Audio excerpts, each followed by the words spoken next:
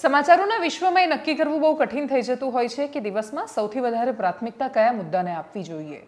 રાજનીતિ, ગુનાખોરીની દુનિયા, એ સિવાય માણસના એટલા બધા પ્રશ્નો, અને એ બધાની વચ્ચે એક પ્રશ્ન દરરોજ સામે ઉઠીને આવે છે કે જ્યારે સમાચાર પત્રોના એક ખૂણામાં ઢંકાઈ જતા સમાચાર આપણને બહુ જ મોટો સવાલ કરીને જાય છે કે આપણે શું જમીએ છીએ એનો આપણે ક્યારેય વિચાર કરીએ છીએ, આપણે શું પીએ છીએ એનો આપણને ક્યારેય વિચાર આવે છે. નમસ્કાર, આપની સાથે હું દેવાંશી.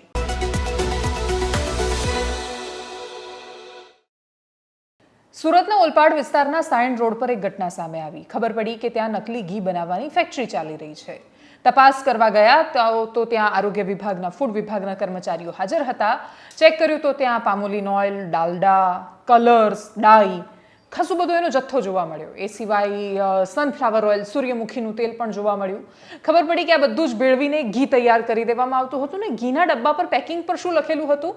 તો ગીર ગાયનું શુદ્ધ ઘી. હવે ગીર ગાયનું ઘી છે તો એ મોંઘું પણ વેચતા હશે. સ્વાભાવિક છે કે ગીર ગાયના નામે એ કેટલાય ધંધા પણ ચલાવતા હશે અને ભયાનક ભાવમાં એ ઘી વેચાતું હશે. આરોગ્ય વિભાગની નજર પડી અને એટલા માટે ફેક્ટરીને ઝડપી લેવામાં આવી છે, પરંતુ આવી અનેક ફેક્ટરી છે જે નથી ઝડપાતી. બીજા એક સમાચાર આવ્યા કે ભાવનગરમાં નકલી તુવેરની દાળ બનાવવાની ફેક્ટરી છે. તુવેરની દાળ કેવી રીતે બનાવે છે? તો મેંદાનો લોટ લે છે અને એક ચોક્કસ ડાઈ એમણે ડિઝાઇન કરાવડાવી છે. પીળા કલરનો રંગ, એની ડાઈ, એક કલર. એ કલરની અંદર મેંદાનો લોટ નાખી દેવાનો, મિક્સ કરી દેવાનો, દાણા છૂટા પાડી દેવાના, એટલે તૈયાર થઈ જાય છે તમારી તુવેરની દાળ. તુવેરનું દાળ. અને એનો ભાવ જ્યારે આસમાને પહોંચ્યો ત્યારે અમદાવાદના, ખાસ તો અમદાવાદમાં સૌથી વધારે લવાતી હતી એ દાળ. અમદાવાદના કઠવાડા, જીઆઈડીસીની આજુબાજુના વિસ્તારો, એ દાળ ત્યાં સૌથી પહેલાં ગોડાઉનોમાં મોકલવામાં આવતી. આજુબાજુના ગામડામાં, જીઆઈડીસીની આજુબાજુ કારખાનામાં કામ કરતા મજૂરના ઘરમાં અથવા ગામડામાં જે સસ્તી દાળ પહોંચતી હોય, કેમ કે બહુ જ મોંઘી દાળ એ લોકો ખરીદી નથી શકવાના. ક્વોલિટી ચેક, ક્વોલિટી વિશેની સમજણ, બાકીનું બધું પણ એમના સુધી નથી પહોંચવાનું. તો એ લોકો એકદમ સસ્તામાં અને એકદમ છૂટક એ દાળ ખરીદતા હોય છે. એ લોકો વરસનું કરિયાણું પણ ભેગું કરીને નથી ભરી શકતા. એ લોકોના ભાગે આ પ્રકારે મેંદાની બનેલી દાળ પહોંચે છે. એ લોકોની સાથે એમ પણ આ દુનિયામાં બહુ જ અન્યાયો થઈ રહ્યા હોય છે. એમનું જીવન નિયતિએ પહેલેથી જ એ રીતે નિર્ધારિત કરેલું છે કે જ્યાં એ પોતાના બહુ જ સામાન્ય જીવન માટે દરરોજ સંઘર્ષ કરે છે. બે ટંક ભોજન મળી રહે એટલા માટે પ્રદૂષણ ઓગતી ફેક્ટરીઓની વચ્ચે એ લોકો પોતાના દિવસ રાત ત્યાં વિતાવતા હોય છે. એમના માટે પ્રાથમિકતા એમને બે ટંક જમવાનું મળી રહે એ જ હોય છે, અને એના માટે એ કશું પણ કરવા માટે તૈયાર હોય છે. અને એ બધાની વચ્ચે એમના સુધી, એમના ઘરમાં જે તુવેરની દાળ પહોંચે છે એ પણ મેંદા અને કલરની બનેલી પહોંચે છે. તમે ઓળખી કેવી રીતે શકો? તો વજનમાં હલકી હોય, એની ગુણવત્તા, તમે એને થોડું વધારે ફંફોળો તો ખબર પડી જાય કે આ તુવેરની દાળ નથી. પણ એટલું ફંફોળવાની સૂઝબૂઝ તો ક્યાં હોવાની છે? અને જ્યાં નથી ત્યાં આ દાળ બહુ સરળતાથી પહોંચી જાય છે. ગીર ગાયનું ઘી એ અપર મિડલ ક્લાસ સુધી પહોંચે છે કે જે એવો વર્ગ છે મોટાભાગે શહેરોનો, કેમ કે ત્યાં જે સુરતમાં કે પછી બાકી અમદાવાદમાં અથવા એની આજુબાજુના મહેસાણામાં જ્યારે આ પ્રકારના કારખાના ઝડપાય છે તો એ લોકો કન્ઝ્યુમ કરવાવાળા છે, લેવાવાળા છે કે જે લોકો હજી સુધી ગામડાના સીધા પરિચયમાં નથી, ત્યાંથી મંગાવી શકે એમ નથી, ગૌશાળાઓમાં જઈને પણ લેતા નથી, અને કાં તો એ લે છે તો પણ એના પર દરેક ગૌશાળા પર તો એટલીસ્ટ એ વિશ્વાસ નથી કરી શકતા. એ બધાની વચ્ચે એક ડબ્બામાં પેક થઈને આવેલું ઘી કે જેના પર ગીર ગાયનો ફોટો દોરેલો છે, ગીર ગાયનું શુદ્ધ ઘી લખેલું છે, એને સાચું માની રહ્યા છે. એનાથી પણ એક ભયાનક આંકડો વર્ષ 2018માં રિલીઝ કરવામાં આવ્યો હતો. 2018માં મોહનસિંહ નામે એનિમલ વેલફેર બોર્ડ ઓફ ઇન્ડિયાના એક વ્યક્તિ સામે આવ્યા અને એમણે ડેટા આપતા કહ્યું હતું કે આપણે ત્યાં જે 100% લોકો દૂધ પીવે છે એમાંથી 68% લોકો નકલી દૂધની પ્રોડક્ટ અને દૂધ વાપરી રહ્યા છે. 68% દૂધ નકલી છે. તમે જે પણ લઈ રહ્યા છો એમાંથી 68% દૂધની પ્રોડક્ટ નકલી છે. શેમાંથી બને છે દૂધ? તો એના વિશે બહુ જ વિસ્તૃત અહેવાલો અમે આની પહેલાં પણ કરી ચૂક્યા છીએ. એની અંદર જે વાપરવામાં આવે છે એમાં તમારું મગજ કામ ન કરે એવી પ્રોડક્ટ હોય છે. એની અંદર તેલ અને ડાલડા ને બધું જે વાપરવામાં આવે છે એનાથી પણ વિશેષ એ છે કે એની અંદર યુરિયા વપરાય છે નકલી દૂધ બનાવવા માટે. નકલી દૂધ બનાવવા માટે ડિટર્જન્ટ વાપરવામાં આવે છે. એ સિવાય પામોલિન, બાકી ડિટર્જન્ટ સિવાય જે ડિટર્જન્ટ બનાવવામાં જે સોડા વપરાય છે એ સોડા, એનો ઉપયોગ પણ નકલી દૂધ બનાવવા માટે કરવામાં આવતો હોય છે. અને આ પ્રકારે અલગ અલગ પદ્ધતિથી બનેલું દૂધ, દૂધની મિલાવટ એટલે માત્ર પાણીની મિલાવટ નહીં. દૂધની મિલાવટ એટલે યુરિયાની મિલાવટ, દૂધની મિલાવટ એટલે આ રીતે રીતસરથી ઝેર આપણા દૂધની અંદર ગોળવામાં આવે છે, ઘણીવાર ચૂનો ગોળવામાં આવે છે. તમે કલ્પના ન કરી શકો. આપણને બધાને એવો વિચાર આવે કે ચૂનો નાખે કે સોડા નાખે તો દૂધ ફાટી ન જાય. એની પણ ઘણી બધી પદ્ધતિઓ વિકસેલી છે અને એ પદ્ધતિઓ વાપરે છે. એ પ્રકારે દૂધ બને છે. ફેક્ટરીમાંથી બનેલું દૂધ સીધા સુધી પહોંચે છે. દરેક વખતે જ્યારે 2018માં એ વ્યક્તિએ પત્રકાર પરિષદ કરી હતી ત્યારે એમણે આંકડા સામે આપ્યા હતા. એમણે કહ્યું હતું કે આપણા દેશમાં દૂધનું એટલું ઉત્પાદન જ નથી જેટલું દૂધ લોકો દરરોજ કન્ઝ્યુમ કરે છે. 2022ના આંકડા પણ જે દૂધ આપણે ત્યાં દરરોજ લેવાય છે અને દૂધ ઉત્પાદન જેનું થાય છે બંનેના એકદમ સરખા આંકડા બતાવે છે. હવે એ પ્રકારે તો દૂધનું કન્ઝમ્પશન નથી. દૂધમાંથી મીઠાઈઓ પણ બને છે, એવું પણ નથી કે માત્ર પીવા માટે વપરાય છે. એના સિવાય પણ દૂધનું ઘણું બધું આ છે. એના પહેલાં અને એ જ વખતે WHO વિશ્વ આરોગ્ય જે સંસ્થા છે આપણી વર્લ્ડ હેલ્થ ઓર્ગેનાઇઝેશન, એમણે ભારત સરકાર માટે રીતસરથી એક ચેતવણી જે તે સમયે જાહેર કરી હતી અને એમાં કહ્યું હતું કે જો દૂધની જે નકલ પર, નકલી દૂધ જે રીતે લોકોના ખોરાકમાં જઈ રહ્યું છે એના પર જો કંટ્રોલ કરવામાં નહીં આવે તો એ સમય દૂર નથી કે જ્યારે ભારતની 80% વસ્તી કેન્સર અથવા કેન્સર જેટલી જ ગંભીર બીમારીઓથી પીડિત હશે. હવે આજુબાજુ તમે નજર કરીને જોઈ લો, IVFથી લઈને કેન્સરથી લઈને ડાયાબિટીસથી લઈને બ્લડ પ્રેશરથી લઈને બહુ જ નાની ઉંમરમાં મરતા માણસથી લઈને બહુ જ લાખો બીમારીઓ છે. આપણે ત્યાં હોસ્પિટલ્સ વધી રહી છે, આપણે ત્યાં આરોગ્ય પાછળના ખર્ચા વધી રહ્યા છે, આપણે ત્યાં મેડિક્લેમ હવે એકદમ ફરજિયાત થઈ ગયું છે. આજથી માત્ર 10 વર્ષ પહેલાં તમે નજર કરો, આપણે બહુ જ લાંબા ઇતિહાસમાં નથી જવું, માત્ર 10 વર્ષ પહેલાં આટલી બધી બીમારીઓ આટલી સામાન્ય નહોતી. આજે પણ જ્યારે તમે અંતરિયાળ પ્રદેશોમાં જશો તો ત્યાં આટલી બધી બીમારીઓ એટલી સામાન્ય નથી. હા, ગરીબ વિસ્તારોમાં હવે ધીરે ધીરે નકલી બહુ ઝડપથી પ્રસરી રહ્યું છે અને બહુ જ સરળતાથી પ્રસરી રહ્યું છે કેમ કે લોકો સમજતા નથી. પરંતુ છતાંય જ્યાં જાતે ધાન ઉગાડીને જાતે ખાવાવાળો વર્ગ ઉપસ્થિત છે ત્યાં સુધી એ બીમારીઓ જતાં અટકી છે. પરંતુ છતાંય આખા ગામ કેન્સરવાળા થઈ રહ્યા છે, બાકીની અનેક સમસ્યાઓ થઈ રહી છે. એટલે પ્રશ્નો તો છે. આપણે શું ખાઈ રહ્યા છીએ, પી રહ્યા છીએ, એનો કોઈની પાસે કંટ્રોલ નથી. જવાબદાર સંસ્થા કોણ છે? તો FSSAI છે. એ સિવાય આપણું ફૂડ એન્ડ ડ્રગ ડિપાર્ટમેન્ટ છે, જે બધા લોકોનું કામ છે કે એ આપણા સુધી સુરક્ષિત ખાવાનું પહોંચાડે. પરંતુ દર બીજી દુકાન એ ફૂડની દુકાન છે, દર બીજી લારી એ ખાવાનું ચલાવતી લારી છે. આપણી પાસે એવી વ્યવસ્થા જ નથી ફૂડ ડિપાર્ટમેન્ટમાં. સૌથી મોટી વાત કે આપણે ત્યાં ફૂડ ઇન્ડસ્ટ્રી એટલે કે ખાવાની દ્રષ્ટિએ રેસ્ટોરન્ટથી માંડીને બનાવવાનું એટલું બધું વધી ગયું. એની સામે ફૂડ એન્ડ સેફ્ટીનું ભણતા હોય એવા કેટલા લોકો તમને યાદ છે? તમારી આજુબાજુમાં કોણ છે કે જેણે ફૂડમાં માઇક્રોબાયોલોજી કર્યું છે? કોણ છે કે જેણે ફૂડ માટે બીજે કોઈ વિષયમાં અભ્યાસ કર્યો છે? આપણે ત્યાં એવી શાખાઓ ચાલતી જ નથી કે જે આ બધા વિષયો પર ભણાવે. આ બધા વિષયોની ફોરેનમાં બહુ જ ડિમાન્ડ છે.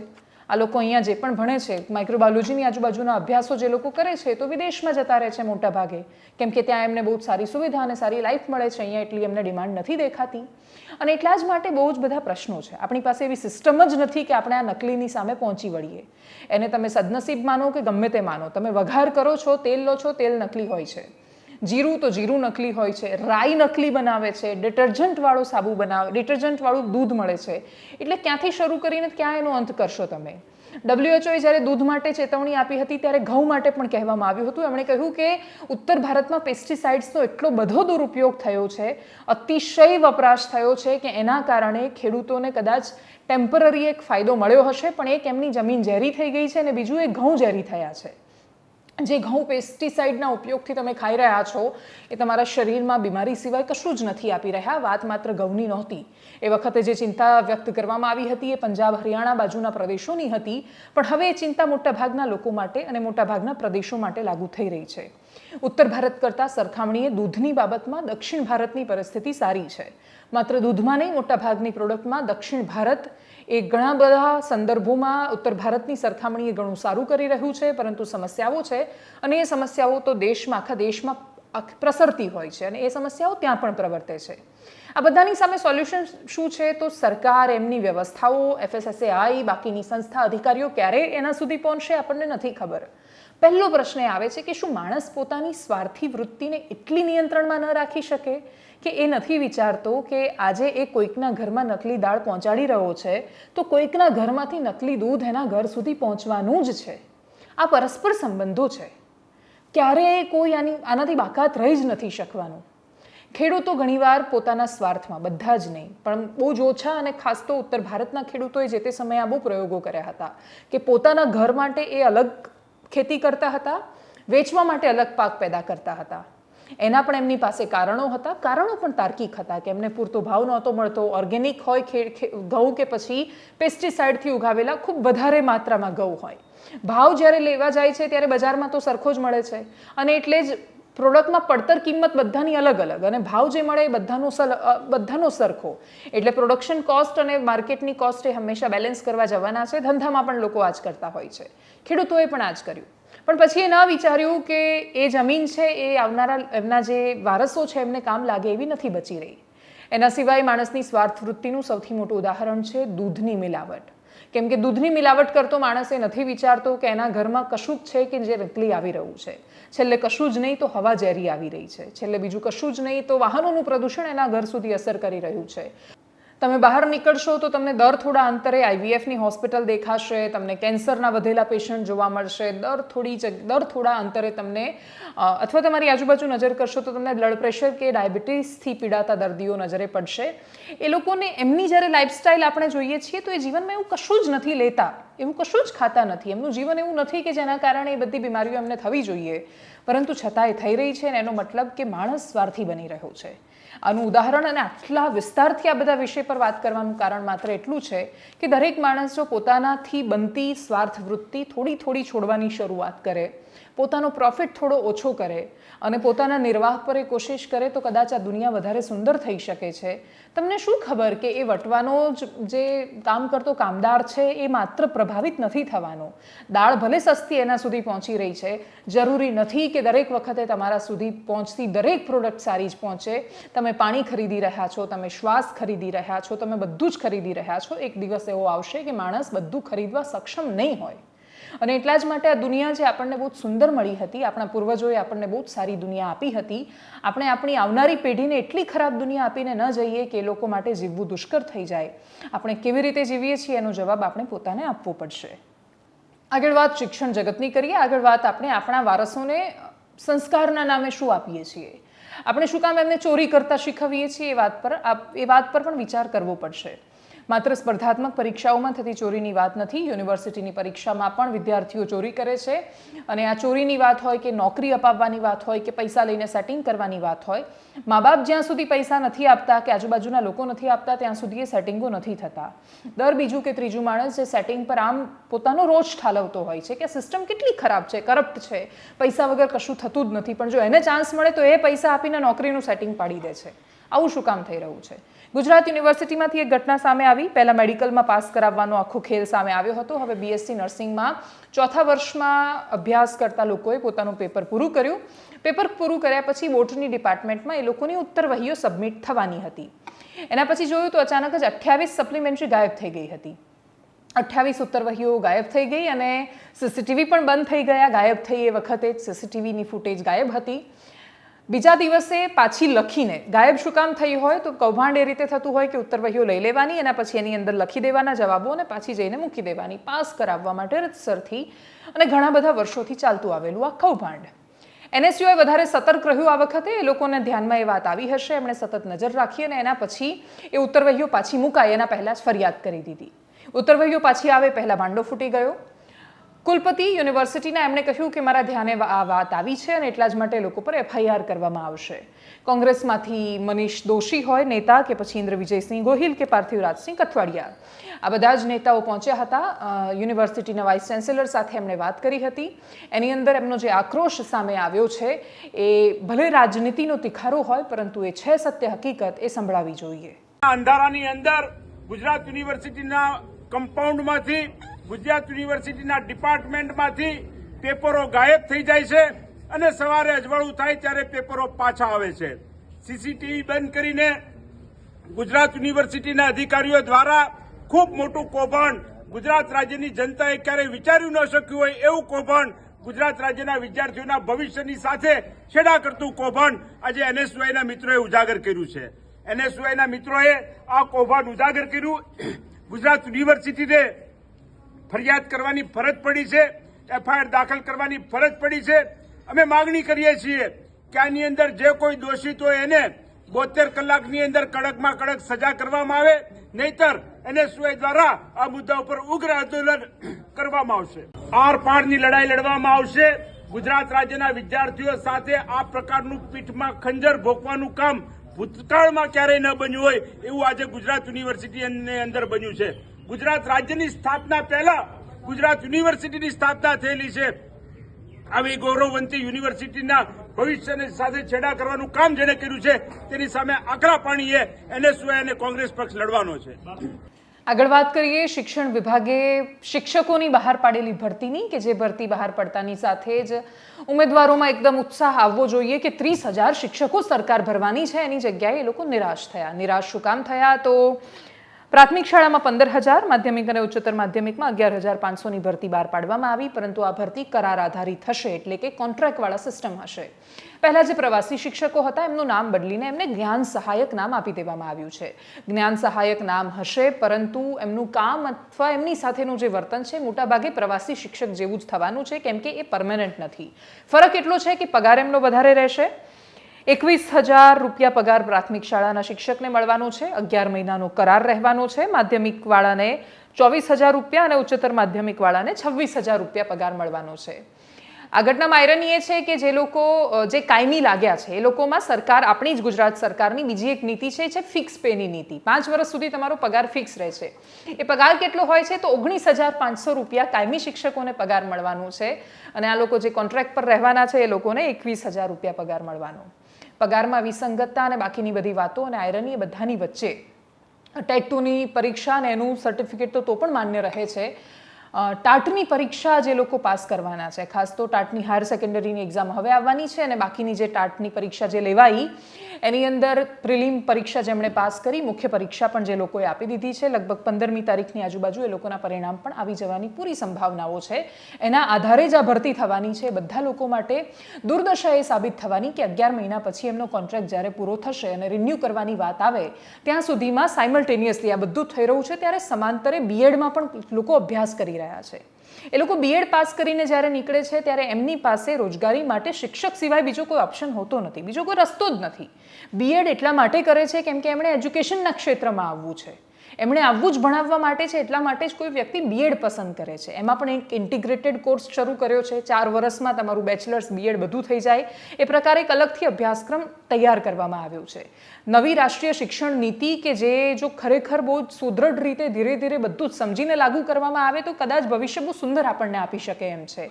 એ નીતિ આપણે જ્યારે કાગળ પર વાંચીએ છીએ ત્યારે આપણે ભારતની વ્યવસ્થા પ્રમાણે કલ્પેલી એ પ્રકારની એ શિક્ષણ વ્યવસ્થા છે, પરંતુ એને આ રીતે લાગુ કરવામાં આવે કે બીએડ કરેલા છોકરાઓ જ્યારે બહાર નીકળશે તો એમને પણ પરીક્ષાની એક તક આપવી પડશે.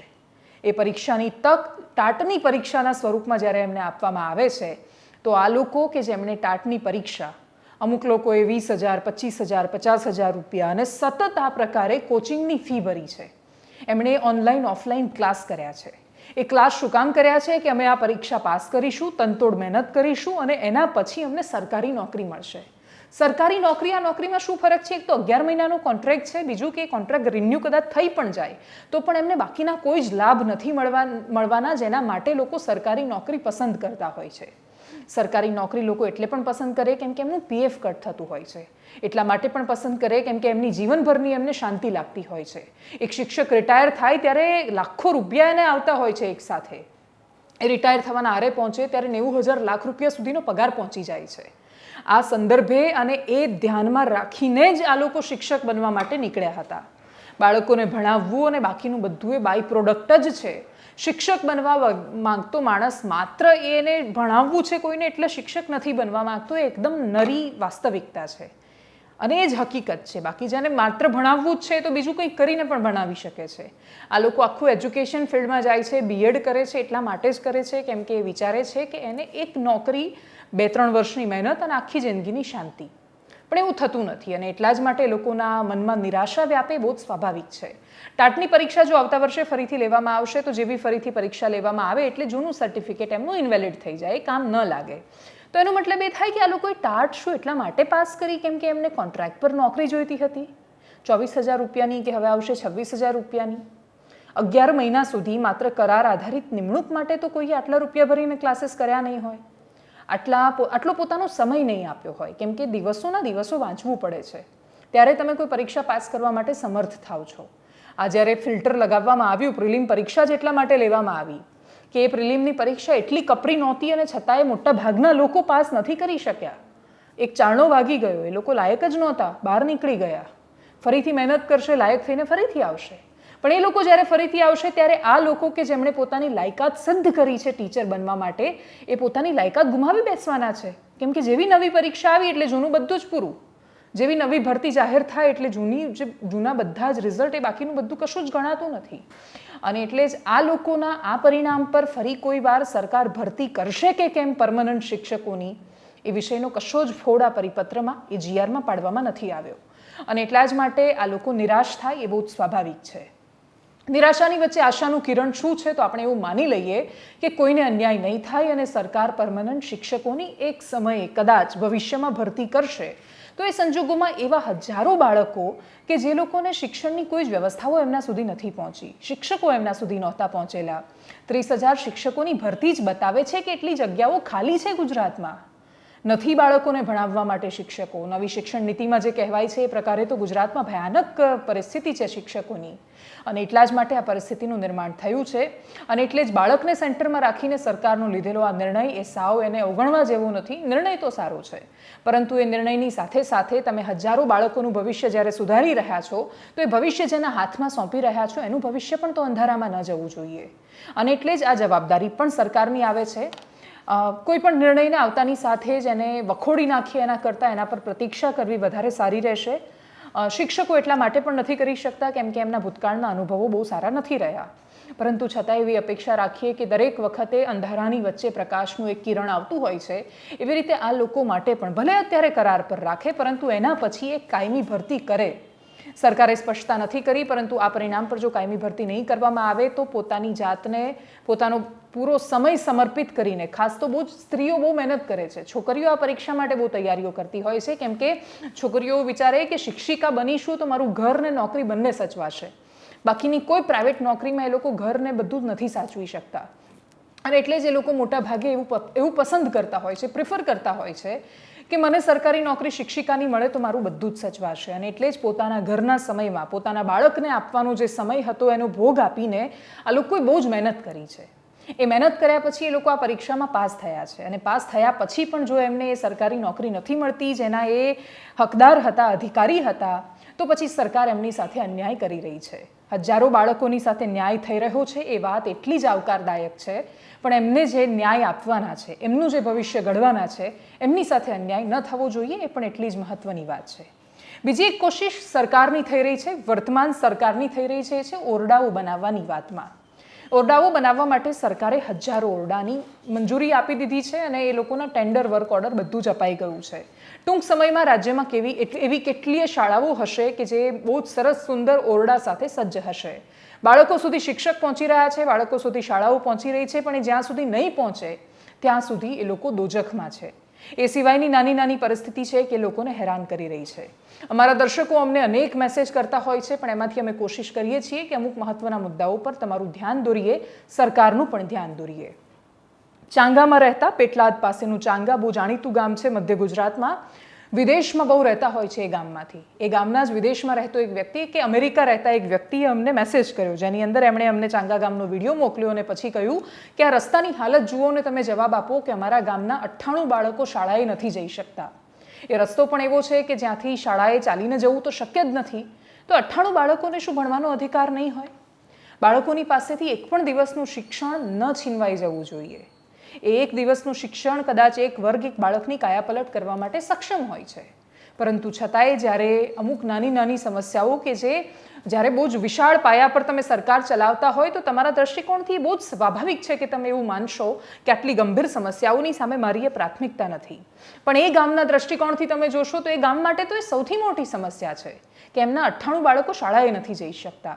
આવી અનેક શાળાઓ છે કે જે ઓરડા વગરની છે અને એના કારણે એ ગામના બાળકોએ પોતાના ગામની સરકારી પ્રાથમિક શાળા શિક્ષકો સાથે હાજર હોવા છતાં ત્યાં ભણવા જવાનું છોડી દીધું છે.